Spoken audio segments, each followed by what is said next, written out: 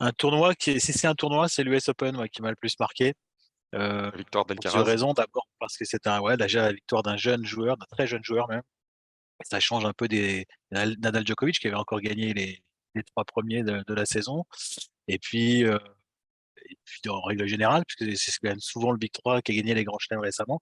Et puis, au-delà du résultat, du fait que ce soit un jeune joueur qui l'ait gagné, déjà, c'est, la manière, c'est-à-dire les matchs qu'on a vus. On a eu des matchs de très, très grande qualité qui se sont succédés. Il a eu un parcours très difficile, donc de duquel il s'est sorti. Il y a eu des matchs, époustouflants. Pour moi, le Alcaraz-Sinner, je l'ai déjà dit, est le match de l'année en termes de niveau de jeu. Donc, il y a eu celui-là et après il en a eu un autre contre Tiafoe, exceptionnel aussi gagné, et même la finale contre Rude, c'est moins spectaculaire, mais il est quand même bousculé et il arrive quand même à gagner. Donc il y a un enchaînement de matchs, Et superbes. même eu Cilic, hein, et d'ailleurs, Berti aussi, et avant aussi le Cilic, avant. bien sûr, ouais, ouais. Donc il y avait Moins vraiment spectaculaire, mais dur aussi, hein.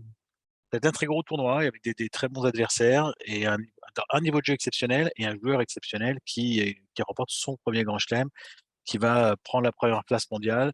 Donc c'est Ah, en tout cas le qu'il l'a pris? oui, qui va prendre à ce moment-là, je veux dire, Ah oui, à d'accord. l'US Open. Et donc, pour moi, c'est, après, avoir déjà vu des belles choses à Madrid, c'est le tournoi, en tout cas, qui m'a le plus marqué cette saison. Alors on va rebondir avec, une stat de Jeu 7 Math qui nous a abreuvé de chiffres tout au long de la saison. Mais, celle-là, elle est aussi pas mal. Pour la première fois, donc depuis la création du classement ATP en 73, le plus jeune joueur présent dans le top 100 termine à la première place mondiale, donc à 19 ans et 6 mois. Ah oui, Et ce qui est assez rigolo, c'est que cette année, il y a eu 3 numéros 1 mondiaux différents. Djokovic, Medvedev et Alcaraz, et ils sont tous nés dans des décennies différentes, et ça aussi, c'est une première, dans l'histoire du de l'ATP. Et ce qui est assez marrant, c'est de voir que Nadal, numéro 2 mondial, et que lui, c'est presque le plus vieux du top 100, juste derrière John Isner.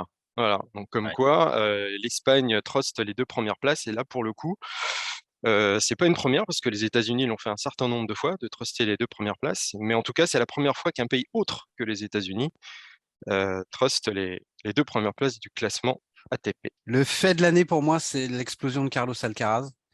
On savait qu'il était hyper doué, mais il y a un an, honnêtement, je ne pensais pas qu'il gagnerait un grand chelem de Masters 1000, deviendrait numéro un mondial. Je voyais plutôt ça pour 2023. 2022, ça me paraissait tôt. Donc pour moi, ça a été quand même une forme de choc de le voir exploser aussi vite, aussi fort.